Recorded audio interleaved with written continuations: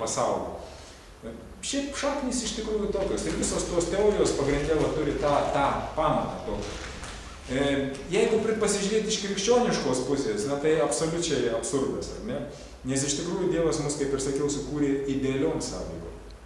Jis ir visą žemę, ir viską padarė idealiai. Maistas nuostabus buvo, idealus augalinis maistas, tas, kas labiausiai mums tinka. Daug vitaminų, daug saulės, daug nuostabaus oro, gryno vandens ir taip toliau, džiaugsmas, ramybė.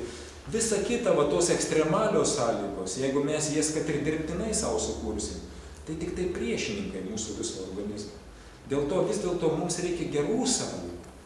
Ir stengtis, šitą prasme, netgi ir tų peršalimų ligų atveju, stengtis kuo mažiau gauti tų visų virusų, saugotis nuo jų, nes tai, kaip bebūtų, nugalės imuninė sistema tą virusą, įgys imunitetą kažkokį tai.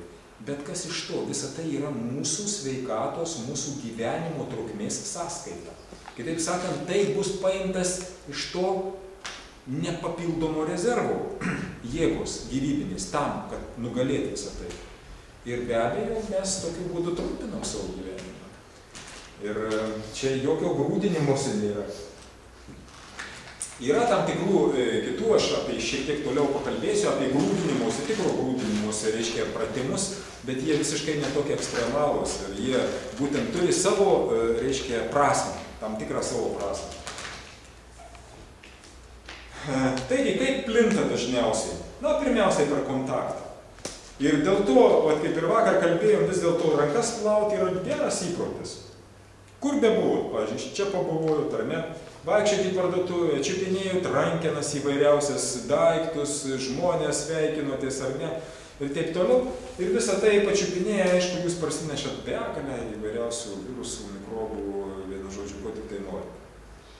Ir jeigu jūs nusiplausit rankas, padarysit labai gerą darbą. Ir jeigu tai su muilu padarysit dar geriau. Yra netgi, šiaip mes išmokom iš mūsų, kaip tik Novovitos vadovės, reiškia, Korė, jinai pati amerikietė yra, tai atvažiavus mus daug ko pamokino, tokių dalykų mes kažkaip anksčiau netgi nekreipėm į juos dėmesio. Turėt su savim nuolatos buteliuką, žinot, tokie būna paprasti, kartais kvėpalam naudojami, purškiami, tokie paspaudė, papurškė šiek tiek, spirito buteliuką tokį. Ne visada aš turiu galimybę nusiplauti rankas, na kažkur viešoje vietoje, ar ne, kitur. Paėmė truputį pasipurškiai, pasitrynė, viskas dezinfekcija atlikta. Tai yra, aš jau sumažinu galimybę, reiškia, sumažinu bent jau tų virusų kiekį, kad aš nenešiočiau ir nepatektų jie po to toliau į mano burną, į mano kvėpavimo takus. Na ir žinoma, plinta ir oro, tai yra, mes įkvėpiam, iškvėpiam ir dėl to tikrai, jeigu sutiksi tokį žmogų, aplink kurį debesis, reiškia, po kiekvieno čiaudėjimo, tai be abejo reikėtų pasisaugoti. Nuostabu būtų, jeigu mes patys, sakysim, jau sirgdami ir čiaudydami, ar ne, kad turėtumėm nuolatos į ką tai padaryti, ar ne, ar kažkokią nosinaitę. Netgi patariama, pavyzdžiui, tiem, kas jau susirgot ir čiaudėt, tai jeigu jau ir pasitaikėte ir neturit kuo prisidengti, tai jokių būdų ne burną. Tai yra ne ranką burną uždenkite. O geriau uždenkite taip. Nes ta ranka vėliau jūs čiupinėsit, imsit ir visą tai platinsit, ar ne? Tai tokiu būdu skleidžiat atitinkamai, reiškia, vis dėlto reikėtų kažkiek tai pasisaugoti. Ir aišku, jeigu jau žinot, kad kažkas serga, na gal tam žmogui ir nelabai bus malonu, kad jūs ateisit į kažkokiu ratu, ar ne? Bet stengtis jau vengti tokių kontaktų tiesioginių. Arba, kaip ir sakiau, jeigu jau toks kontaktas buvo, tai stengtis tada nusiplauti. Jeigu buvot, pavyzdžiui, pas ligonį, tai būtų visai neblogai grįžus namuose prasiskalauti burną, pavyzdžiui, su sūriu vandeniu, ar ne? Į stiklinę pasimaišėt porą šaukštelių druskos, druska labai gerai dezinfekuoja, reiškia, išsiskalavot burną ir įsiurbėt per vieną, per kitą, reiškia, šnervę, užspaudėt vieną, iš stiklinės įtraukėt, reiškia, praskalavot nosį tokiu būdu. Tai yra šiek tiek pradezinfekuojat, praplaunat. Ir tokiu būdu jau sumažinat labai daug, reiškia, procentų tikimybę ir tą riziką, kad jūs susirgsit tokią ligą. Kad visą tai nukeliaus toliau. Ir be abejo, jeigu jau ir, kaip ir minėjau, nusičiaudėjot ar čiupinėjot kažkur, tai jokių būdų nelieskit ranką va tų vietų, per kurias mes užsikrečiam. Nosis, burna, akys, tai yra tos atviros praktiškai mūsų, pačios atviriausios mūsų kūno vietos, per kurias lengviausiai užsikrečiam.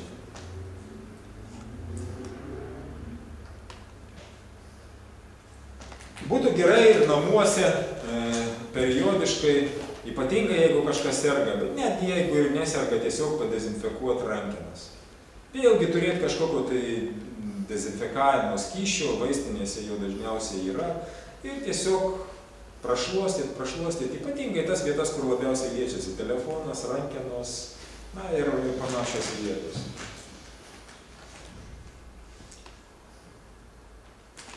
Na ir be abejo, kaip ir sakiau, kruopščiai nuplauti rankas. Kai mes būtent atidarinėjom tą Novovitą, ten praktiškai reikėjo praeiti visus tos apmokymus higienos ir taip toliau, kas, kur, ką galima, ko negalima, tai mokino ir rankas plauti, reiškia, ir taip, ir šitą viršutinę dalį, ir tą, reiškia, ir kiekvieną pirštą apčiupinėti, ir išorinę, vienu žodžiu, apeit, kad visos rankos būtų gerai nuplautos. Tuo labiau, kad jeigu jūs po to liesitės prie savo veido, tai kiek įmanoma sumažinti tą galimybę. Grynas oras yra nuostabiausias dalykas. Ir iš tikrųjų grynas oras ir kaip saulė šiandien yra, saulė iš vis labai nuostabų dezinfekcinį poveikį turi. Ir oras tas, kuris pabuvojo saulė, šviesoje, apšviestas saulės, irgi turi tokį pat poveikį. Dėl to labai gerai, jeigu jūs ypatingai tokio oro, bet ir šiaip jau namuose patartina dažniau vėdinti patalpas. Ypač jeigu yra ligonis.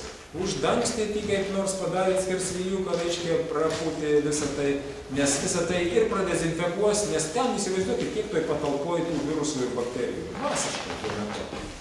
Ir dėl to sumažinsit irgi riziką, kad kiti susirgs. Tuo labiau, kad ligoniui tai yra irgi labai sveika. Labai sveika pakvėpuoti tokiu dezinfekuotu grynu oru.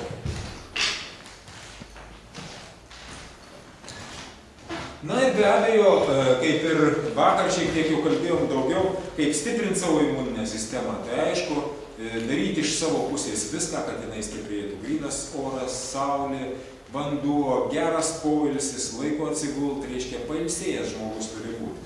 Šiaip jau poilsis mes šiandien prieš 3 valandas kalbėjom šiek tiek daugiau apie poilsį. Kiek jis nuostabių dalykų duoda. Gyvenimo kokybė žmogaus visiškai keičiasi, jeigu jis reguliariai ir pastoviai laiku atsigula miegoti. Pailsėjęs žmogus yra daug labiau susivaldantis. Jis daug lengviau pakelia įvairiausias įtampas, tos stresus, įvairiausius pasikeitimus ir adaptuotis lengviau prie tų pasikeitimų, reiškia oro sąlygų ir taip toliau. Nes tai vyksta organizmo atsistatymas. Pilna to žodžio prasme, tai praktiškai viskas remontuojama tenai. Kiekvienoj ląstelėje tenai vyksta remonto darbai.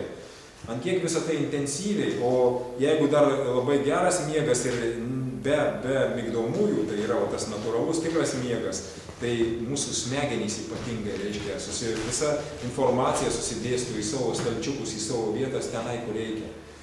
Tokiu būdu, reiškia, poilsis iš tikrųjų labai svarbus ir reikalingas.